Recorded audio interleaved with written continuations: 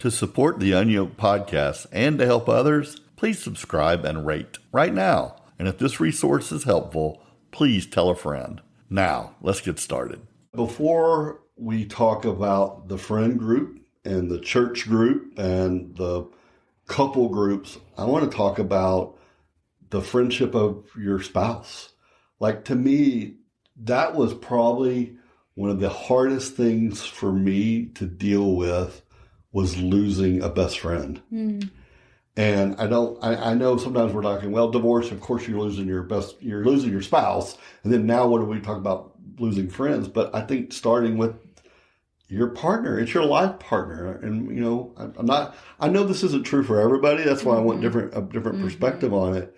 But I lost the person that I not only loved, but I talked to every day. And they knew we had goals together, and they were my confidant that you at least thought was a confidant. Like, and then you're betrayed, if you will, for whatever reason that means, that you feel betrayed, and you lose this person that you trust, that you value their opinion, that you check in with on most every life event that goes on, and that person is gone. Like, it just feels, besides the whatever divorce means, I just feel that loss of a friendship really hurts people. I don't know if people define that. They see that loss. But anyway, I don't know if do you feel that way or like, I don't, because you didn't have that relationship. Not like that. No, yeah. No. So, I mean, at the beginning, I felt like we were best friends, but that quickly turned. And yeah, I mean, he wasn't somebody that I felt like I could really trust and really go to, and it would really. So you didn't have that bond, didn't break because it didn't develop. It really didn't. Yeah. I mean, looking back, when I was in it, I would have been like, "Oh my gosh, she's my best friend." Right. But I also wouldn't have been speaking from reality. Yeah. Well, yeah, you grade it differently now. Yeah. Because you accept when dysfunctional families, dysfunctional relationships. When you're in them, that's a relationship. That's all you know. Everybody thinks your parents are great. Yeah, because aren't all parents? Don't all parents? The cops come every Friday night? No, sorry, Bob, that's not true. But you don't know what you don't know. Yeah. So I didn't have that kind of loss. It was more like when things, when we separated, it was more like a relief. Wow, interesting. Yeah, mine was painful. This is therapy right here. Even the other day, I've got news of somebody I knew in Australia, a friend of mine whose wife passed away. And I was going to reach out to my ex. And I was like, she knew him and didn't know her, and I thought, yeah, I don't need to tell her. I don't need to tell her anymore. But my brain just went to, well, she would want to know that maybe. But I was like, yeah, but that's what you told your friend. And we're not friends anymore. We're not. And so even now, 5 years later, I still jump into friend mode. Interesting, yeah. Yeah, because you go back to, certain relationships or certain memories. And there's been times I've reached out before, like, hey, I'm at this restaurant that we used to love, and, whatever. That's like nice of you. Sometimes you do that. But, sure. To me, that was a major loss in the divorce, was losing a best friend. And then I feel, it's hard to empathize with somebody. I know somebody for a fact, they told me the story, their ex cheated on her with her best friend. Oh, yeah. She lost two best friends. Yeah, that would be horrible. Yeah, your two best friends betrayed you at once. Right. How do you even process? I mean, that's a double punch. The person you're supposed to go to and tell them, guess what my husband did? And then, who knows what order they found out, because... Sure. Yeah, then you may have told them, and they're like, oh, no way, sorry, piece of crud. She's the one sleeping with him. Right. Right. I can't even imagine. Okay, so there's that for some of us. And then let's talk about the couple friends. I think this is, when you're married, normally your friends are couples because you're a couple. Yeah. Right? Who hangs out? I mean, sometimes it happens, right? You have a single friend. But in general, I think couples are friends with couples. Well, when you get divorced, that couple doesn't have a couple friend anymore. Right. And you I'm going to use the word you, but you put them in a situation of like, well, this doesn't fit our lifestyle, our needs, we don't want the drama. Yeah. And a lot of people back away. And I think it's hard for us divorcees to process because our brains are like, well, that's my friends. Like, why? And Steve's the jerk.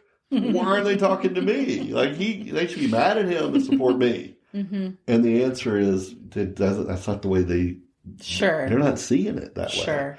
Yeah. It's hard to process why that phenomenon happens. But I can get it. If you're couple friends, then you're couple friends. It's not like it's just the girl and the girl or the guy that are friends. Like you're couple friends. And I think it also... So it's just different. It's different. And I also think it puts them in a really bad situation when you say, well, the girls will go talk to the girl and the guys will go talk to the guy. Yeah. Well, that doesn't work. Yeah. It doesn't work. And if it does, it's dysfunctional because then they all have to come home and say, well, Steve said, blah, blah, blah, blah, blah. They go, well, Cindy said. And then now that puts them in a he said, she said. And once again, they didn't sign up for this. It's your divorce, not theirs. Even though they may love you or at least hung out with you. But that's one of the downsides of divorce is the ripple effects into the various friendships. And I think when we're losing when everything we know to be true, everything we were working for is gone. And you think, I just need my friends. At the very least, I have my friends. And your friends are like, no, you don't. It's the double punch. And then that creates a second phenomenon of, well, I'll just tell them everything and then they'll know why they should like me. And I think that's a horrible thing to do. Yeah, that's not something I think you should do. Yeah. To try to turn everybody against you. No, absolutely not. I don't think you should try and turn anybody against your ex. It's just like you show up as your authentic self, you sharing about what's going on with you, and if you need help or advice, you talk to them, but not trying to turn anybody against anybody. Right. That's not how the Lord calls us to walk through such a weird situation. It is weird. A weird situation. Did you lose church friends, non-church friends? Did y'all have we used to have, I raised my kids in a small town. So we had sports. It was a sports. Right. So I lost the lawn chair friends. The lawn chair the bleacher friends. Yeah. We're all going out to eat before we go to the tournament. We all hung out at the same hotel. Let's all get the same hotel for that basketball tournament. Yeah. And every one of them fell away. Every last person that we hung out with, gone. Yeah. I mean, there were a lot of military friends. Those were all pretty much gone. Church friends, I mean, that was wiped. I had, I'm just being honest, I'd had a couple girlfriends, but not we didn't go to church together. You know, one I'd known for forever and one I'd met when I was in Florida, and they really they are friends to this day. They still call me. We are great, great, great friends, and they stuck with me. But it was surprising that especially the church friends, it was just I kind of turned around and I felt like I didn't have anybody that was really, really listening and kind of not listening with an eye of you know what I mean? Do you think it's they don't want to get dirty? Do they not understand it? Do they just you've got some stuff to go through and you're broken, and so y'all just go be broken? I think it's because it's divorce in the church, right? We're not supposed to be getting divorced, right? So I think that a lot of people that aren't going through that, they've never really thought through. They haven't processed it. They have not processed it. They don't want to have those conversations. They don't want, obviously, you don't want to encourage somebody to get a divorce, right? Yeah. So I feel like it does put them in a weird situation of I don't even know how to talk to this person. I don't even know what it's to like a heroin addict, is it not? It's I don't want to do heroin. Well, I don't want to know about what heroin addicts do all day. So they don't want to. They don't empathize well because they don't empathize well. They haven't walked down the road, and it's just so easy to go to. God hates divorce. Okay, got it, Bob. Got it. Thank you. I hate it too. Me too. But I had one. Sure would love your help. Let's take a quick break. Are you facing the challenging crossroads of divorce? I bet you know someone who is. Well, now there's a resource for your shelf. Maybe for you, maybe for a friend. Unyoked Choices, the Christian Handbook for Divorce Decisions. A book for those in need. Buy one for you or for a friend. Navigate the divorce decision and the execution of unyoking with wisdom, strength, and confidence. Available now in paperback and Kindle, only $8.99. Order your copy today. Visit toddturner.com/books. Unyoked Choices, because these decisions matter. Right. So I think that's my guess. I've never been in that situation, honestly, but I think that's my guess when I look back on the people that just kind of floated away. Yeah. I'm like, I think that might have been why.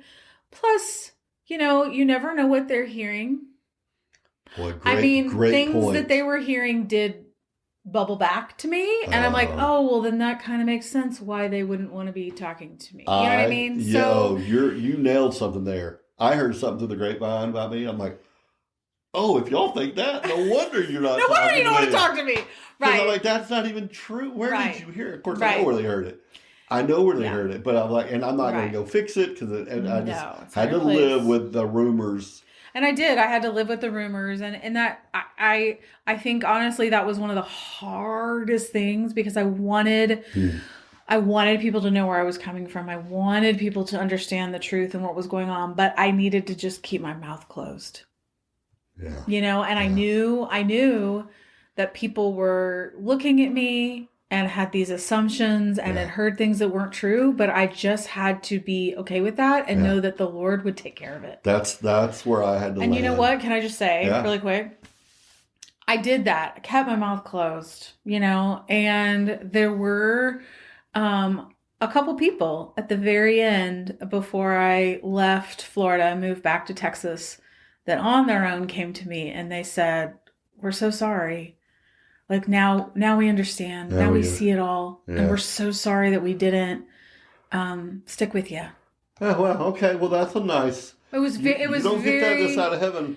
Always. Yeah. And so, I'm glad that if I could give a piece of advice, is just if you just keep your mouth closed. Yeah. Only talk to those people that are really close, the ones that do stick.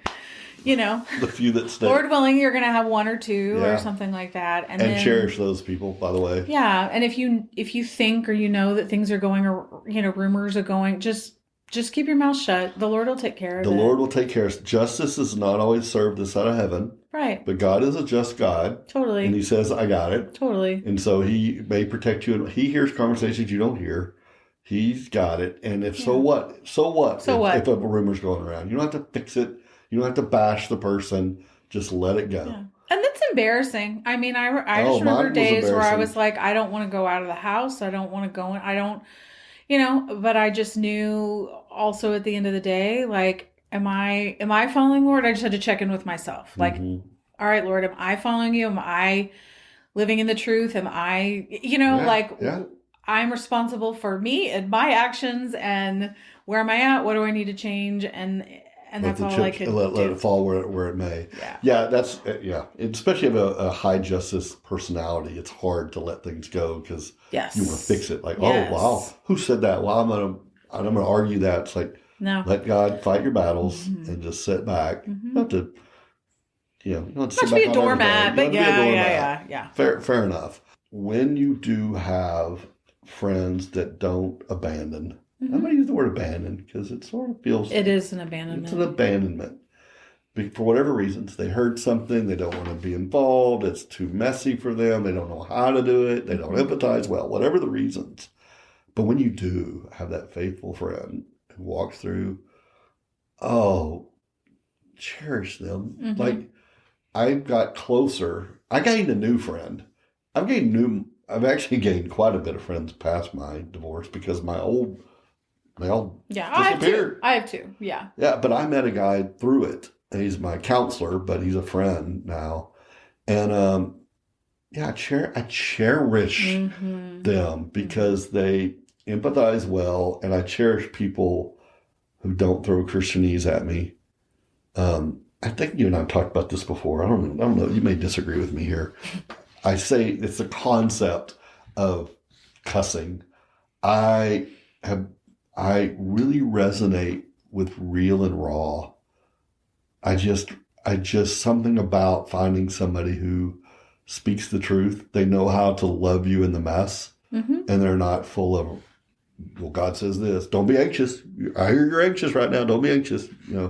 But people are like, oh man, I get it. Like, that sucks, or whatever. Like, cuss, because they're being honest and real, and so, I know we talk about, it's hard to use the word silver lining and the word divorce at the same time, but I was able to weed out people who really weren't my friends. I found out who my friends were. Yeah, when you go through really, really, really hard times, you find out who your friends are. I mean, I had a period before the divorce when I was very, very, very sick. And I learned very quickly. Who wanted to walk that walk with you? Yeah, and I was abandoned by so many people. So many people. Yeah. Well, it's trauma. People like their easy road. And when somebody goes through something, they're like, yeah, I don't want to go through that. And I'd say some people may have their trigger points. We don't know what they've been through. Sure. And that they're like, I don't want to do it. Okay, fine. Sure. I get it. Right. But people talk with their actions, right? They may never tell you, hey, I'm going to quit being your friend. They just don't pick up the phone. You don't get invited anymore. So, yeah, what a mess. What a mess. Okay, so couple friends, normally you lose one, you lose both.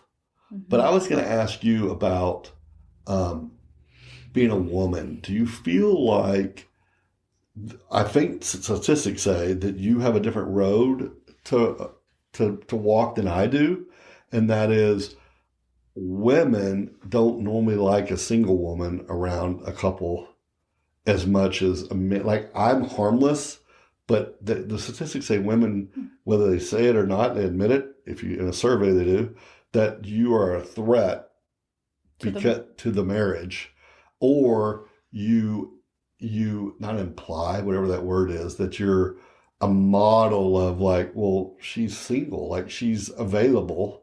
Where before, when you were married, you weren't available. But never thought about it. Yeah, it's an interesting deal where people.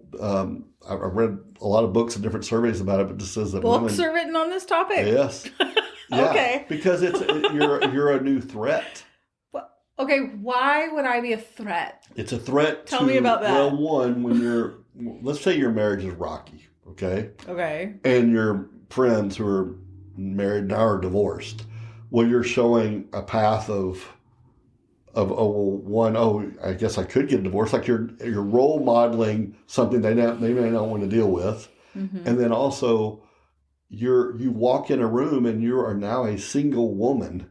You're not Carrie. You're not Carrie, who I've known with the ring on her finger, who was not a threat. You're married. You're available. And you're like, well, no, I don't want you around my husband. And they may never think that it's a subconscious that women feel more of a threat than men do, at least according to the surveys. Never thought about it ever. Well, that's what I was going to ask you. Did you ever feel that? Like, why do I don't get invited? I mean, have I had the thought of why don't I get invited? Yes. Sure. I mean, I never thought of like, oh, well, it's maybe because they think I'm a threat. But it could be. Maybe, I don't know, but I've never thought about it ever like that. No. It's funny, before I read that, because I read it, I studied this a little bit because I actually feel like I knew women who got invited on vacations. Like they were the third person. They're like, well, we're friends. That's kind of weird. Yeah. Okay, that's weird. And they go swimming and they're like, yeah, they always get invited. I'm like, well, I bet so. But God, I don't know what invites me. I never got invited to. I was never invited as the third anything ever as a guy. But yet I know girls are. I just haven't even walked down into that situation at all. Interesting. Okay. Well, that slides into the second topic. And that is this tribing. Like, I feel like women tribe so much better. Like, so when we're talking about friendships, I think that sort of implies one-on-one relationships. But tribing is the girls' night out, the Bible study group, the come over for a glass of wine, the book club where nobody reads a book, they just bring a bottle of wine. but somehow it's a book Well, in my club. neighborhood, they actually go around the table and ask, like, did you read the book? And then they make you, like, talk about it. So I left You that. actually have to read. I left. You let that one. Y'all are here just to drink wine. Like, we gotta literally have to read Moby Dick. That's funny. You're proving my point. But guys, we don't have fake book clubs. We don't have wine Y'all clubs. should. I think that guys should. Well, maybe sure not we book clubs should. or wine clubs, but like I think that men should gather more, should be doing those things. And I know that there is a trend and a drive, especially like in the Christian community, to be doing that, and not in the Christian Agreed. community of like at church just men's Bible study, But Yeah, I would say. Well, yes, I would say. Ooh, boy, I got a lot to say on this one. I would say when it comes to churches, there is a push for men to be men and get together and whatever. Yeah. But I would also say there's an assumption that we're all married.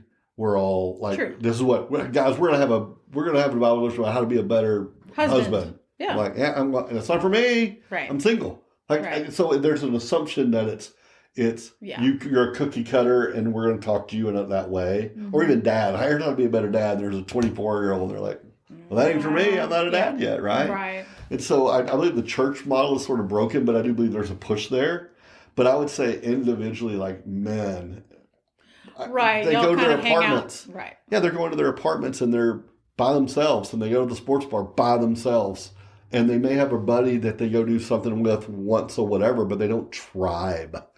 I don't see men in packs of 4 or 5 going and doing stuff. really. And I hear you when you say, well, they should. Well, yeah, okay, they should, but they're not. They're not. No, it's true. Yeah. And so there's a lot of lonely men. Yes. And when you lose your friend, you lose your spouse. And this is why I try to get men not to isolate, because It's not good for a man to be alone. it's not good for a man to be alone. It's also like you let's be honest, you numb. When you don't have that social interaction, you were built for it. We're built for it.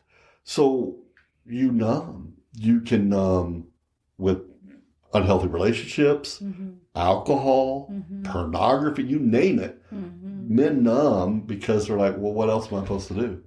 And they feel alone and whatever, and they don't get together.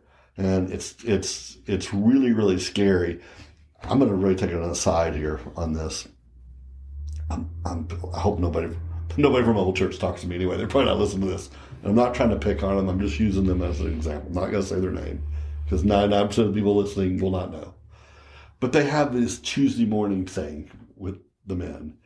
And I don't know what it is because they're like, well, we pray, well, we Bible study, and we go around the room like, well, okay, but is it a prayer? No, but they pray. Is it a Bible study? Well, sort of. It's whatever book they're going through, which has something to do with the Bible. It's like, I don't know what it is, but the men love it because they're like, well, it's men, and we're men, and we're talking about men things. So I'm like, but I don't know what it is. Like, I never really got into it because I'm like, you're not talking about anything. I'm dealing with X, Y, and Z. And I need somebody I can talk to about X, Y, and Z. And if I come to your men's blah, blah, we're going through the study of David. And we walked around like, well, my uncle's got heart surgery next week. Would everybody pray? I'm like, this is not the iron sharpening iron that we claim it is. Right. Christians claim it is. They're like, oh, this is men, we're being men. I'm like, blow it out your rear, dude. Like, this is not it. And I get frustrated, and I actually feel like I'm blessed because I do have men in my life. There's only one group of us that 3 of us meet. The rest of them are all one-offs. And I love all the one-offs. They're great. But I still don't have the tribe. And I don't know how to get it. It doesn't fit with married people because they don't get the tribe. They're married. They have other responsibilities of being a husband first, father next, whatever else they got going. And they're doing that church crap. They are, because it's the safe thing they're allowed to go do. But people that are single like me, I live a life that my married friends don't have a clue what I deal with. Don't have a clue. Sure. And matter of fact, I'm rambling, but a buddy of mine came to visit me from another state, and he's married, and we were out having a pint and some wings or whatever. And I got a phone call from my friend group, my new friend group. And they go, hey, we're at this happy hour. Y'all want to come by? And I said, hey, can you go? Will that put you in an awkward situation with your wife? He goes, no, I'll call her and tell her we're going. So we went. So anyway, he got to hang out with us single people for about 2 hours. Mm-hmm. And we went to the car. I looked at it. I go, how was that? Because I could just tell. Well, sure. Totally different world. His eyes were... Totally different world. Jaw dropped. It's like, y'all live a world I've never considered. What y'all think about, what you talk about, what you have to navigate, never entered his mind. And I'm like, yeah, that's my point. When I go to church and you're talking about how to be a better dad and how, come unfold chairs this week, I'm like, I don't know what I deal with. Mm-hmm. I have no idea what I go through, and I want that tribe of men, and it drives me nuts. And I wish the church had it. They don't. But I can see in a way kind of why they don't, because like ideally in the church we're going to be married and stuff like that. So it's not like they're like, hey, let's put together these tribes for men that are single in their 50s. Like, but, so I get it. I'm not saying that you wanting that isn't valid. It totally is. It's just like both are true. Yeah, they are living in a world where they romanticize families at an unhealthy rate. According to the Bible does not scream family in a way that we do. Like, we're family first, family friendly, family. The Bible's like, we have men's group and women's group. The Bible's like, 99% of this is written to both of y'all. Like, I don't know why y'all are separating all this. Like, it applies to both of you. Are you men? Are y'all loving your neighbors? Women, are you loving your neighbors? Well, why don't we just talk about loving our neighbors together? Why do we have all this? You're right, though. I mean, like, it would be weird to be in a men and women's Bible study. Like, I've never done that before, but it's so weird. Why couldn't you? Well, true. Why shouldn't we? Like, why do we act like the 1%?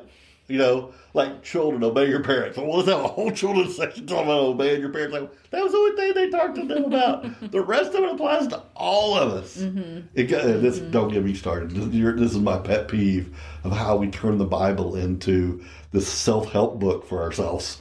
So women, here's all the things that apply to us. This Proverbs 31 or whatever they all are. And it's like, the Bible is God's story telling us his character, his story of redemption, and we're supposed to be learning about him. This isn't about us. And so we do that, and then it permeates into our churches. Like, here's how you can be a better father. Here's how you can be whatever. And there's a guy here in town who's got a new book out about how you can be abundant in a million. He literally puts out how you can, a Christian, you can be a millionaire. Like, he's a pastor of a church. Like, what makes you think God wants you to be a millionaire? Like, are you insane? Not saying he doesn't. Just not saying he does. Like, God's like, that's not what that verse was about. Anyway, this just drives me nuts. But I think the reason I'm frustrated is because it affects how we engage with one another, and it affects our friendships. And especially as a guy, I just think guys are at a big disadvantage. Matter of fact, I think I told you this before. My avatar of who I speak to on this podcast is a woman. In my back of my brain, upper 30 woman, lives in Kansas. I think we talked about that. But when I go look at my YouTube stats, men are my big listeners. I just found this out. Yeah. That's great. You know why? Because where are they going to get this? Well, hey, men. Yeah. Go ahead and give the phone over. No. I was just saying hi. Just saying hi. Yeah, but it's true. It's I don't think we have the systems in place. We certainly don't have the traditions in place. I think it's part Christianity and part culture. This idea that men, we pull ourselves up by the bootstrap. We tackle the West. It's us versus the world, kind of thing. And it's so fun. Like, in other cultures, like, men hold hands.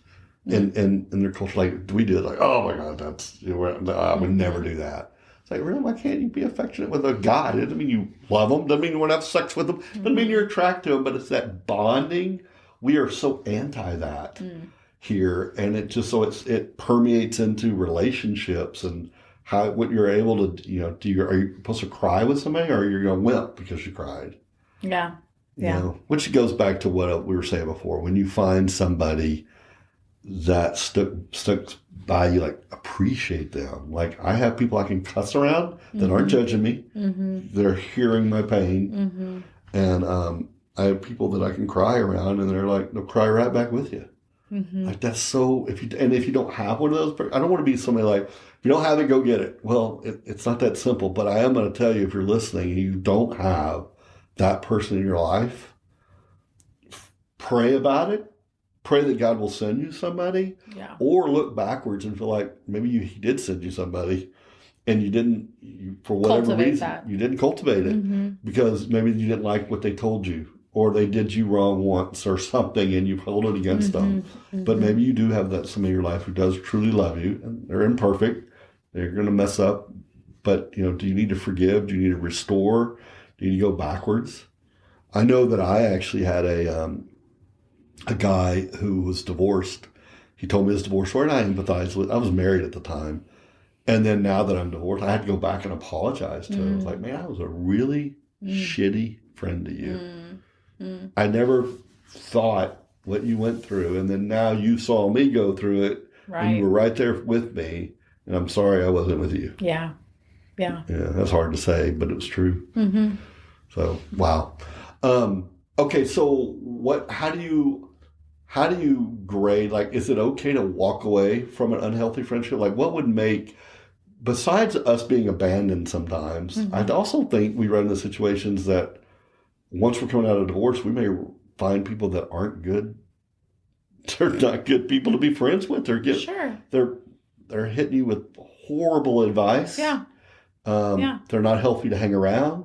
They're trying to get you to go do stupid stuff to numb because that's how they did it. But did you ever have to walk away from anybody versus being after my divorce stuff? Yeah.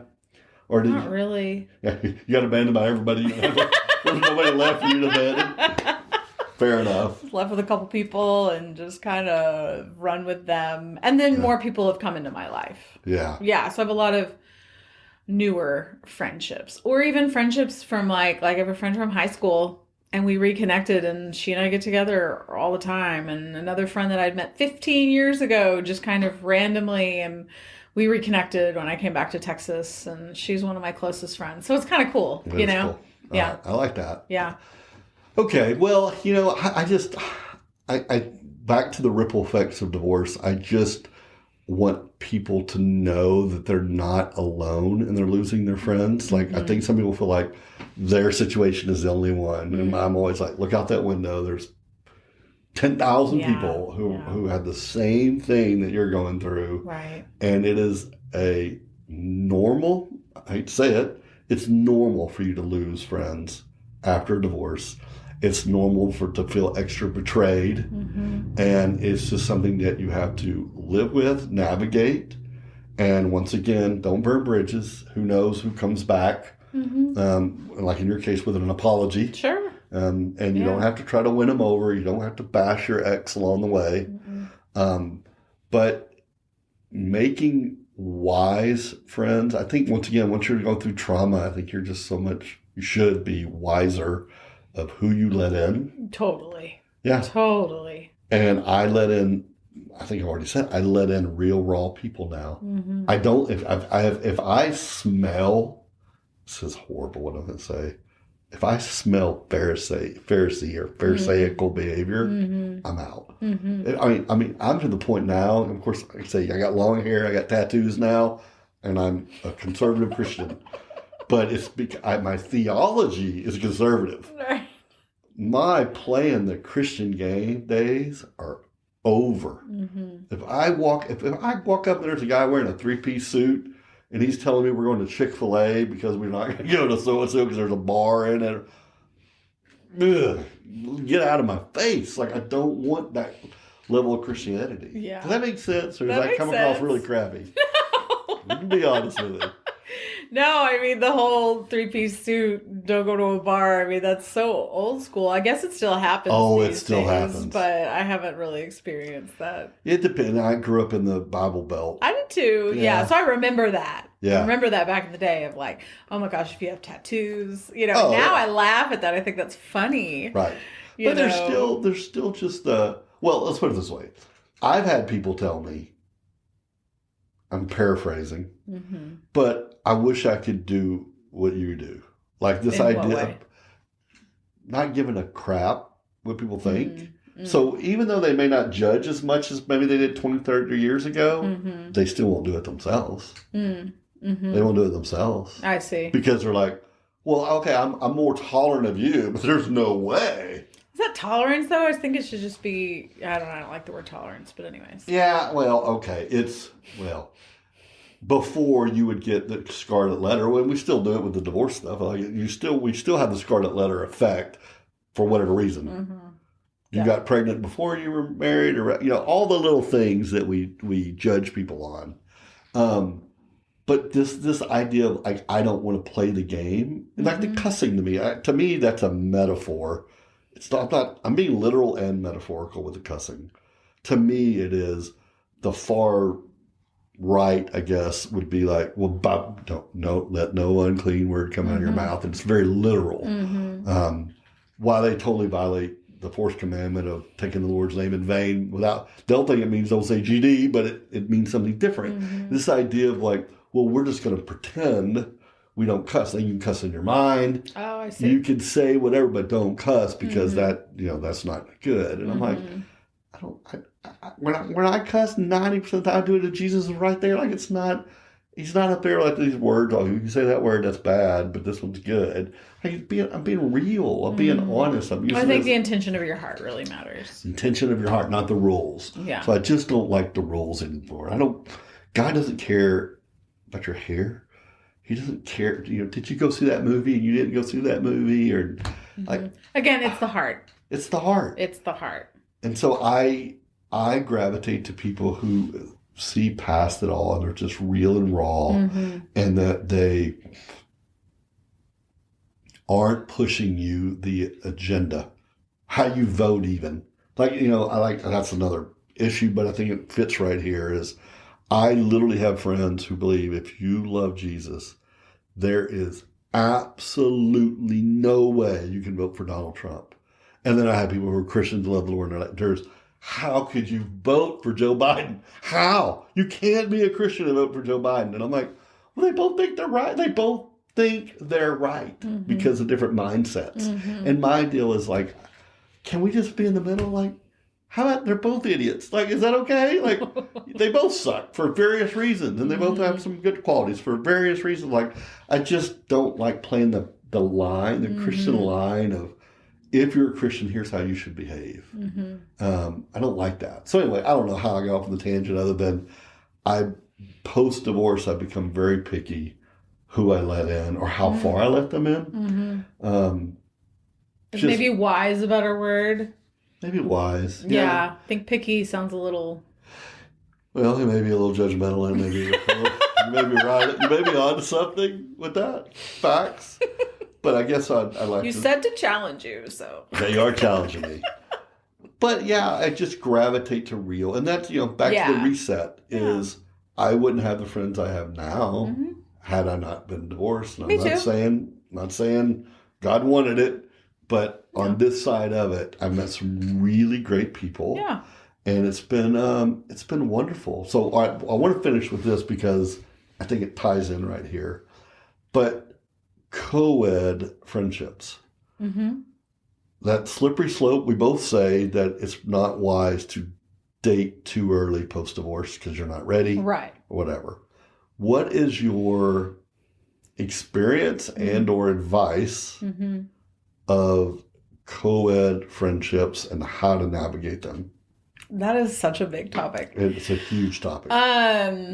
Do I have some friends that are guys that I am regularly in contact with that I'm really good friends with? Yes. Okay. So, there's that. So you do. Yeah, I think that it's, what's wrong with having friends that are men and women, when they're single, right? I would say nothing. I think there's nothing wrong with that. I think it's good. I think it can be really healthy. For me, honestly, it's been very helpful, very healing, because I've been able to build friendships with some men that have shown me that, like, they are kind, that, all men aren't what your ex are, and you wouldn't know that if you didn't hang around with those people. Right. They're kind. They are forgiving. They don't, they're not easily angered. Just stuff like that. I think it's been incredibly healing for me. Wonderfully healing. So I would totally agree with that. I think that, you do have to be aware that, like, usually one person's probably going to start to maybe have feelings for the others. I mean, there's always that factor, maybe, but so you have to be aware. Facts. But I think that it can be great. Now, I think that, it can be a little tricky and I think you just have to be aware. Like, I know that, like, I have some guys in my life that I'm really good friends with. And I know that, like, one day, hopefully, I, like, find somebody that I am in a serious relationship with that's headed towards marriage. Well, then, will those friendships kind of have to change? Yeah. I think so. They will. They will. I totally agree. But I know that, and I'm willing to, like, but you go in knowing, which only lets those go so deep. Yeah. Which I'm okay with that. Yeah. Some people wouldn't. Some people are on the other fence of it. They were like, that's unhealthy. You should date with intention. And girls, you go sit over there. Girls, intention, but, like, why can't both be true? Why can't you date with intention and still have opposite sex friends? Yeah, but I think that, like, if you start dating somebody and then you're in a committed relationship, then I think that your opposite sex friendships, that dynamic does need to change. I agree, and here's how I've worded it. Mm-hmm. I've actually had this conversation with a really good girlfriend of mine, mm-hmm. and I told her, I assume that if you ever get married or in a serious relationship, or I do, that here's how I think it'll play out. Mm-hmm. We all go out to dinner. If they like you, right, and if they want to be around you, you get to be around. But if they don't, then I got to say bye. Right. Because I'm not going to do that to my ex. I've heard people say, my new person better like my friends because they're my friends. I thought, ooh, that's not healthy. No, that's very selfish. It's very selfish. And then you're limiting your partner to say, well, they don't like it, then I don't like you. It's like, that's not a selfless relationship. When you're never going to be able to have a good, strong, committed relationship, because you're putting people in a box. I know, right? We're full of that. Mm-hmm. Yeah, I coed has been great for me too. Mm-hmm. Partially for what you said is that I've met people who aren't like my wife, and so I was like, oh, okay, well, this is some good traits. Mm-hmm. And I think every person I meet, I'm going to use the word every, but let's call it 90-something%. Most everybody I meet, I find a great quality in that I would say, oh, I like that quality. Like, mm-hmm. that's some check. Like, they're mm-hmm. really good at X. Mm-hmm. And so it helps me put together this person of, like, yeah, there are people who have this. And you're just saying, okay, well, I'd like to find somebody who has that and that and that. And that's when I look up sometimes, I'm like, yeah, you're too picky. Like, there is no person that's going to have that person's best plus that person's best with that. No. But it has been nice just to have deep conversations with people. Mm-hmm. That it doesn't work with guys and girls do not have the same conversation that guys and girls have. True. And it's wonderful. Yeah. I love theological conversations between the opposite sex because they're intense. I've enjoyed ours because you have a very feminine lens. Is that a way to say that? Thank you. Yeah, you do. I'll take that as a compliment. I think it is a compliment. Yeah, it's a feminine lens on how you see relationships and your part in that. And I'm not trying to get into submissive and whatever all that tension. I'm trying to get into gender. Yeah. God's wired me this way, and I'm looking for a guy wired this way. And, that's a whole. I think we'll get into that when we talk about relationships because I think that's something that's broken with divorce. Mm-hmm. Is this independence and who has to give it up first, and it's really hard. But that's another topic for another topic. So, okay, we'll end this with: you're gonna lose friends. It's gonna suck. You will most likely make new friends. Mm-hmm. And now you get to be wiser in choosing who they are. Huh. And hug that dang person who walked with you through your car. Oh, 100%. Yeah. Hug them, take them to dinner, Mm-hmm. and let them know how much you appreciate them, because their Bible says they're worth gold Mm-hmm. and silver and a bunch of other stuff too. So, all right. Thank you very much. Thank you. Thank you for listening to the Unyoke Podcast with me, Todd Turner. This was originally planned to be a limited 17-episode podcast navigating the major milestones after a divorce. Well, the feedback and needs were too great. And now I'm going to dive deeper into each episode, but with a female co-host. We are excited to help further the conversations into divorce recovery and gaining healthy, single legs as a Christian. But would you do us a favor as we prepare our topics and episodes? Please go to toddturner.com/contact and give us feedback on the podcast, specific episodes, topics you wish were addressed. We would love to hear from you. Then, after that, please rate and review this podcast. You might not know how important that is to help grow the popularity and the reach of this resource for thousands of people who need it and don't even know it exists. Rate, subscribe, share, all of it. But let's start with go to toddturner.com/contact and let me hear from you. I read every single email that comes in. Blessing.